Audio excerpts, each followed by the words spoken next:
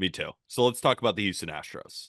So we're going to play general manager, like we said, Houston Astros, Detroit Tigers, and Colorado Rockies, and we're going to start you all off with a bang. So we'll talk about who's gone or who is currently a free agent, their current signings and trades, and we'll talk about their payroll. Then we'll go position by position. And Arm and I, we added a third team to this episode. Mm-hmm.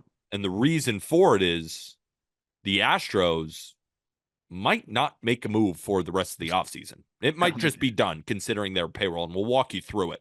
So who became free agents for the Astros? Hector Neris in their bullpen, Michael Brantley, but he ended up retiring. Shout out Michael Brantley. Great career. What a career. I mean, if he didn't get hurt, I mean, I think that the career numbers would have been like, I think even closer to a decent Hall of Fame case, but obviously just so many injuries through the years. But what a career.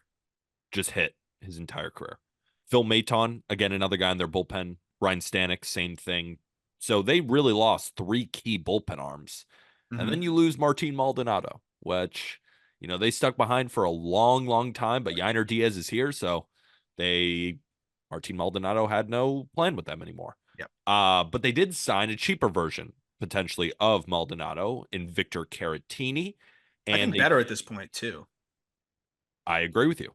And traded for right-handed pitcher Dylan Coleman, who was kind of nasty out of the Royals pen. He was kind of shaky, but he is nasty, for right-handed pitcher Carlos Mateo. Their active payroll at the current moment is $177 million, but their projected total payroll is $223.8 million. So they're right on the precipice of the CBT. Do you want to go over? Do you want to go under? If I'm Jim Crane, probably want to make sure that you stay under that number. So we'll go. That's what he always does. So we'll go position by position and see if we need any changes, and this might go rather quickly.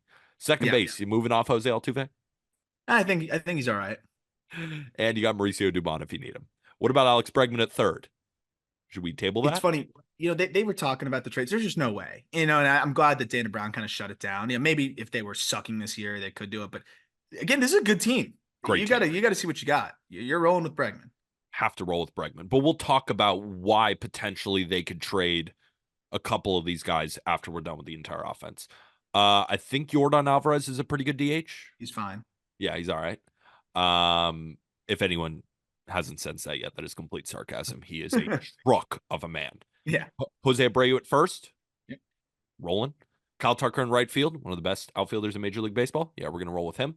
Yainer Diaz at catcher. I'm going to rank him weirdly high on my top 15 catchers list when we come out with it. Dude rakes, and he's a good defender. Chas McCormick in left he's the starter. He's a beast. Love Chas. He's really good.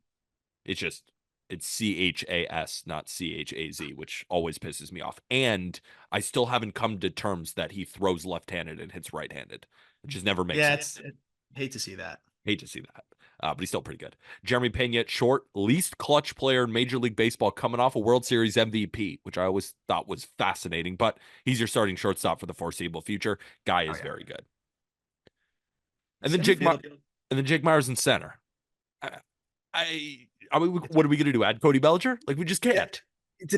And like whoever you sign, like, realistically, Myers is a good defender out there. He's going to run into some baseballs. And Dubon is actually fine in center. So Dubon should be their starting center fielder over Jake Myers, right? We're going over Fangraphs' roster resource, their projected starting lineup. But Mauricio Dubon was one of the better players on this Astros team last year. For stretches, he absolutely was. I mean, yeah, I'd probably roll with Dubon most of the time, And the thing is, you can move Dubon around, right? He plays second, he plays left, he played all over the diamond. So certain times where you want to move him somewhere else, he's got to plug in for somebody else. Then that's where you have Jake Myers in center. But yeah, I kind of like the idea of those guys. I think mostly Dubon playing center, Myers, splitting some time there as well. And then on the bench, of course, you have Caratini, who could play some first. He could play some catcher. You have John Singleton, who's, more of just a slugger to have on your bench, pinch hit kind of roles. You have Greg Kessinger, who can play a bunch of different infield positions. And then, of course, you have Mauricio Dubon, who can basically do everything except pitch and catch. And if you put him behind the plate, I'm sure he'd be fine. I'm sure he could do it. That's how great of a utility player Mauricio Dubon is. So the only conversation that we need to have with this team is why they would consider trading Alex Bregman. So we talk about the Astros wanting to be under the collective bargaining tax. Of course, they don't want to pay those extra fees. Alex Bregman makes the most money on this team, over $30 million, and he is a free agent after this season. So that's why his name keeps coming up. The Astros want to stay under the payroll. Could they fathom trading a key piece? But at the same time, are they going to re-sign him when he becomes a free agent? Because there have been really no talks of extension here. So I think what the Astros are going to do is saying, yeah, we're probably going to lose him. But at the same time, we can win a World Series this year. Yep. So if we lose him, we lose him. Is it maybe smart to trade him potentially? But I don't think that's what the Astros are going to do. I think they're okay losing him after the year if they go to the playoffs again, vie for a World Series. And when you look at this team and we go over it, why can't they? Yeah. And the thing, you'll get the draft pick back, which I obviously pales in comparison to the haul that he would probably bring in right now. But that said, like, I'd rather have him for the year, right? Like, think about it. A team that's going to trade for him is a team that's in win now mode that knows they're renting him for a year. So the Astros are exactly that. So you might as well just do that, right? So, like, if the Astros didn't have a third baseman, we'd be saying, oh, they should go target a guy like Alex Bregman. They'll have him for 1 year and then he'll hit free agency. So I just feel like, yeah, it's unfortunate. Of course, teams like the Rays, they'll always trade guys with a couple years of control and, try to always be ahead of the game here and always have, maximize every dollar of an asset or every, percentage point of a value. The Astros, while they don't go over the CBT, they do still spend enough money to where they don't necessarily have to operate completely that way. So I'm okay with letting him walk if I'm the Astros. You're going to recoup a very high pick because he's going to get a lot of money. So it's going to be one of the top, competitive balance picks that you're going to get back. And that'll be at least something that they return. And, they'll give him a QO. He'll probably turn it down. But I just think you got to see it through. This team's too good. You just walked us through a lineup that, I mean, if Abreu bounces back, if Yiner, you're just getting the ABs now instead of Martin Maldonado. And, you hope that Pena plays a little bit better this year and you have Jordan just more available and healthy. I mean, Altuve missed time too. We're going to talk about the pitching. Like, I think a lot of those guys can bounce back. This team could win a World Series easily. If you think that's possible, you got to hold on to them. I mean, this is the Houston Astros we're talking about here, people. This team is loaded year in and year out, right? They just lost the Texas Rangers in the ALCS, who went on to win the World Series and won 4-1. If you put the Astros against the Diamondbacks, they probably win the World Series, right? And that's down years from Javier and Framber, right? Jordan missed time and Altuve missed time, and they didn't get a ton of contributions from Jose Abreu, like you said. If this team is firing on all cylinders and stays healthy all year long, we're looking at one of the favorites to win the World Series once again. And just to finish up on Alex Bregman, how much would the Astros even get for him? Because he is a free agent after the year and he's making $30 million. You're not going to get much for him. So if you were to trade for him, it's going to be from one of these win now contenders who are going to offer up prospects. And you're probably not going to get a blue chip. You'll probably get two good ones, but that's not what the Astros want right now. No. Yeah. And that's the thing too. So that's a good point. With the money that it cost on top of it for the 1 year deal, yeah, how many top prospects are you getting? Are you getting, one top 100 guy, two top 100 guys? I don't know. But again, you're going to get a draft pick back when you keep him. And with the way that the Astros draft and develop, that could be equally as valuable for them. The other side of it is, I know we're going to get to the rotation in a second, but the Astros gave up some legitimate pieces to have Justin Verlander for another year, right? Like, that was a big part of it. They gave up Drew Gilbert and Ryan Clifford, two prospects I really like. Drew Gilbert probably could have ended up helping them in center field as soon as this coming season, to be able to have Verlander for another year. So to me, that's indicative of, let's get one last hurrah here with Bregman and some of these other guys and try to win it with Verlander probably in the final year of his career. You don't give all that up to then, take away from your lineup a little bit. So I think this is one last kind of push it all forward. And then we might see a little bit of a restructured Astros in 2025. Do you want to add an outfielder, even on a cheap deal, or should we just worry about the bullpen and this is the offense that they have? Because I could throw a couple of names at you that I don't think are going to be expensive. I don't know if it's worth it. Are they going to be better than Dubon and Myers? I don't know. And then I will say, bias alert real quick, disclaimer, bias alert. Friend of the show, Joey Loperfido, guy can play. Look at the numbers, put up really good numbers in double A, reach triple A, can play center field, can play both corners, can play second, can play first. I know that the Astros really like him. He was floated in a lot of trade talks. They ended up holding on to him. Another guy that they specifically did not want to move is Jacob Melton, another outfielder. Tons of bags, 40 bags, big power, finished the year in double A, can play really good center field. So either of those guys could end up plugging in if Myers or Dubon, aren't playing great. And I know that they like both those guys too. So they at least have some upper minors options to mix in on top of, again, if it was just Myers or just Dubon, I'd be worried. But both of those guys, I figure at least one of them will be able to, give you league average offense. I'd rather take the risk there and maybe go sign another reliever because they did lose I agree. 3 key relievers than like giving a couple $1 million to Adam Duvall or, I'm with you. Rafael I agree. Ortega, Aaron And Hicks, Cole Calhoun. Like I would rather just roll with some young guns and go back up the bullpen. I agree. And just for reference, for people who are like, oh, well, why can't they throw a little bit of money? Like looking at the CB tax 40 man, like over the last several years. So right now they're at 226, as Peter mentioned earlier. 2022, they were at 210. 2021, they were at 206. 2020, they were at 224. And 2019, they were at 203. So they're already higher than they've ever been. And I know that naturally it's always going to go up, but not that much, so they're pretty much maxed out right now. So if we're going to spend a few $1 million, I'm with you. I think it should be in the bullpen where, as you mentioned, as we led into this team, Pete, like they lost some arms. I mean, not the arms, but they lost some arms. I mean, Neris was their 7th inning guy. Maton was their 5th, 6th inning guy. He also started games for them as more of an opener, of course. And Ryan Stanek didn't have a great year last year, but the year before, he was one of the best relievers in baseball from an ERA standpoint.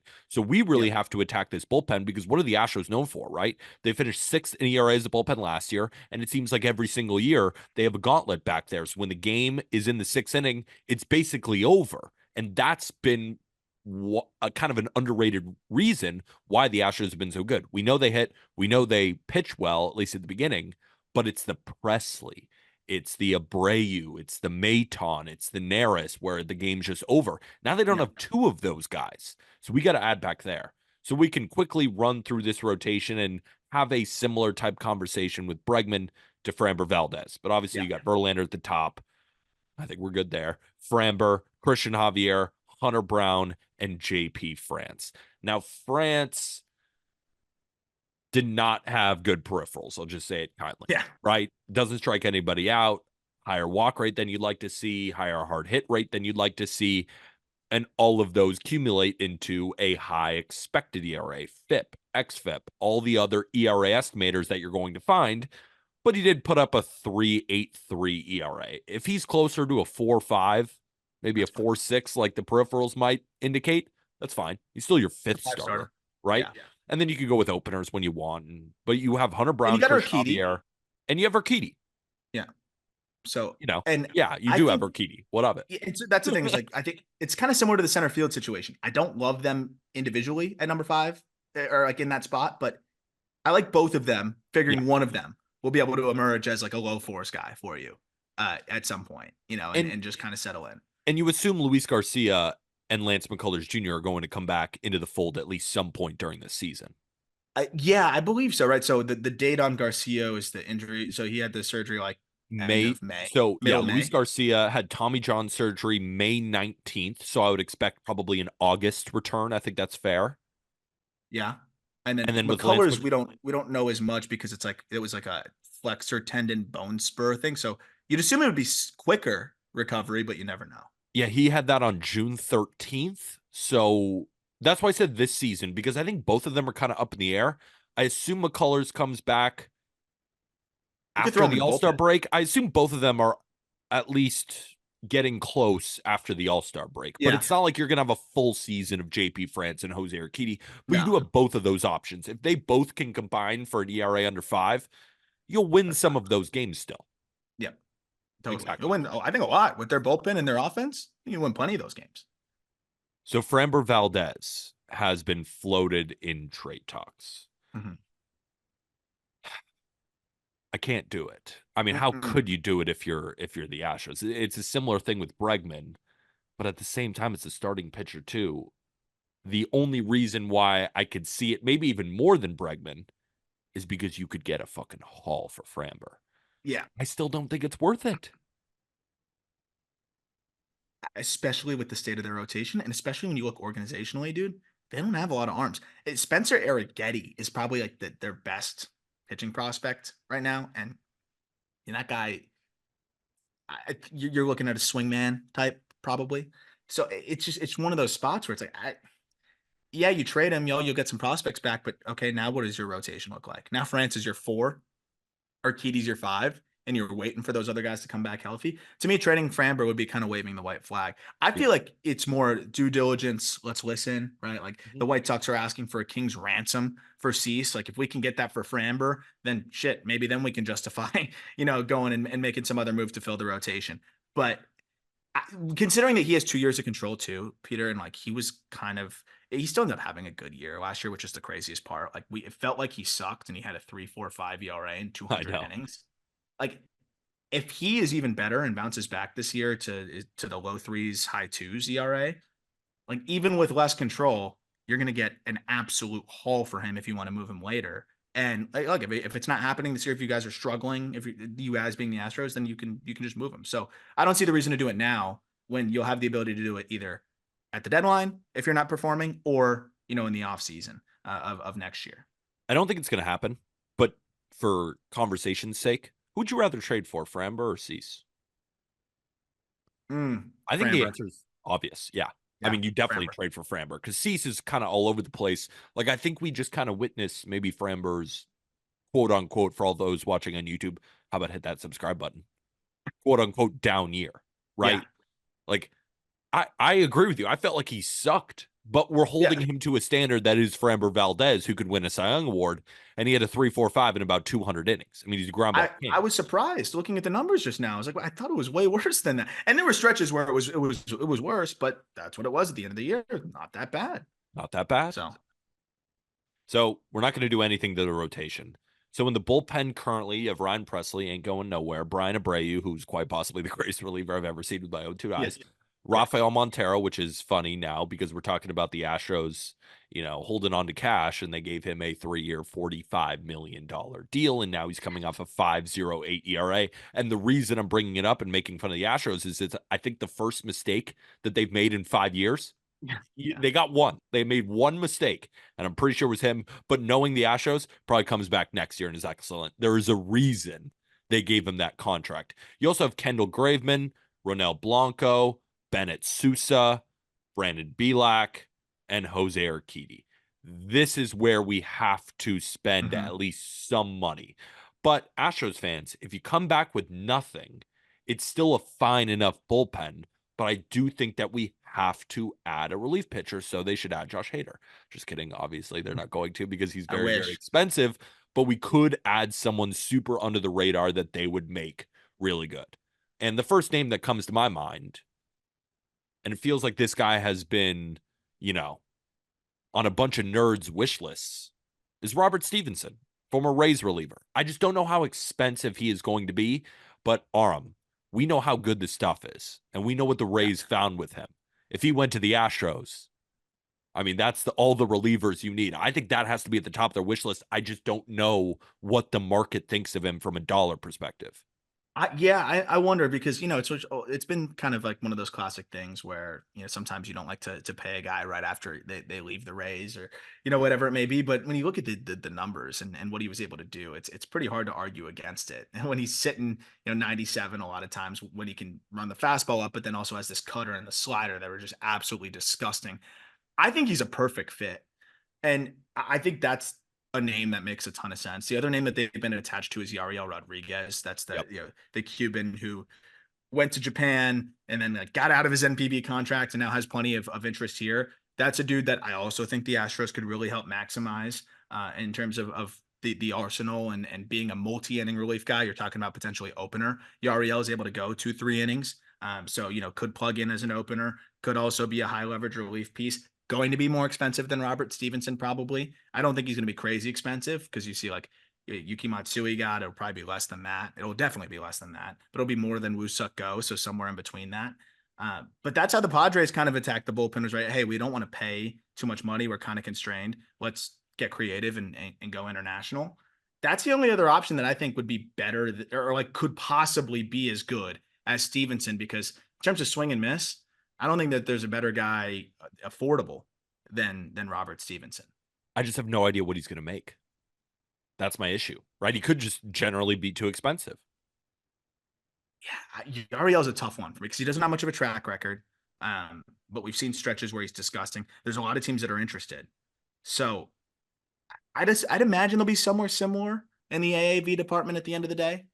So it's more of, are you confident in what you're going to get from Stevenson? What we saw last year is a 3.1 ERA, even better underlying metrics and all that good stuff. And again, most of that came after also making the move over to Tampa, where he just really found things. 38 innings with Tampa, a 2.35 ERA. Or do you go with a Yariel Rodriguez who can maybe be stretched out a little bit more? Although Stevenson has started in the past, I'd rather go with kind of very Stevenson. similar. I'd rather go with Stevenson here.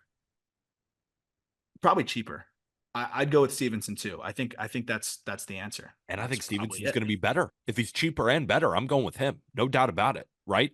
Because if we're talking about being stretched out, like the Astros do have these guys. Like Belak can be stretched out, or Urquidy can be stretched out. Ronel Blanco can be stretched out a little bit. And then, of course, you still have JP France there. And then you're going to get back Luis Garcia. You're going to get back Lance McCullers Jr. So I really want to target a high leverage guy, like a guy in the seventh, right? We need to replace Hector Neris here. They have so many guys who can be stretched out. Like I feel like they have so many different versions of Yariel Rodriguez. I want a 1 inning freaking lockdown dude. And that is Robert Stevenson. So you want to add him? Yeah, because I don't think he's going to cost that much, because it wasn't like he did it for the whole year. It was, after moving over to Tampa, and some teams may have, maybe a little worried. So do you think he's going to get paid like 2 years, 20 million? that'd be a lot. I mean, nothing No, surprises me anymore, dude. nothing. So, but even then, like the Astros can afford that. Like, Yeah, whatever it is, they can afford it. That's not going to put them unreasonably above, where they are comfortable being. So, all right, we just signed Robert Stevenson. Do you want to bring back, because we know the Astros love to bring back guys who left. Should we just sign Colin McHugh as well? Or no? I mean, like, He should be an Astro. they need a lefty, if anything, I feel like. Yeah, they do. All they have is Bennett Sousa. They need a lefty so bad, but I just saw Colin McHugh's name and I was like, I know, that would why be not? classic. Like a Jake Diekman. Do we trade for Tanner Scott from the Marlins? He's going to cost like $6 million. And I don't know if they have like any, I don't know what the prospects like. They're not going to trade. They're not going to trade what they need to trade to get him, I think. So I think it's good. I think that's all they need. I mean, if you trust Bennett Sousa, or do we go with another lefty to get like Diekman in there? I mean, we could, instead of getting Robert Stevenson, we could get a high leverage guy who is a lefty, who's not going to be crazy expensive. He's 32 years old, former Yankee Wandy Peralta. That's another one. I do like Wandy. Wandy also sounds like an Astro. Yeah. He's kind of a lefty Hector Neris. Yeah, I actually like Wandy a lot. I think that could be a perfect fit. Let's not sign Stevenson and let's just get Wandy, who may not be as good as Stevenson, but is going to be close, right? And cheaper. And cheaper. And he's the lefty. We need a lefty in this bullpen. Yeah, I mean, Bennett Sousa can't be their only lefty reliever. I mean, the only lefties on this team is Bennett Sousa and Framber. Like, that's it. Like that. They need a lefty. Let's get Wandy. Let's get Wandy. Perfect. Wandy Done. Peralta, you are a Houston Astro, and that's it. Yep. And this team could still win the World Series. Get better from within.